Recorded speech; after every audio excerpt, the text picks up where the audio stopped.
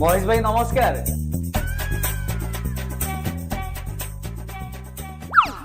धर्मा तू आसीचु केबे आसिलु रे?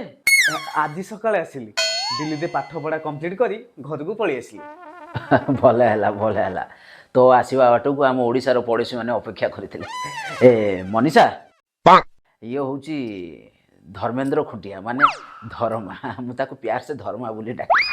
ये आज को 10 वर्ष ला दिल्ली रे रही शिक्षा लाभ कर एबे ओडिसा फेरिछि। धर्मा ये होची तो नुआ भाउज। भाउज नमस्कार। आस धर्मेंद्र एते दिन पर ओडिसा आछो बसी पड़ आस।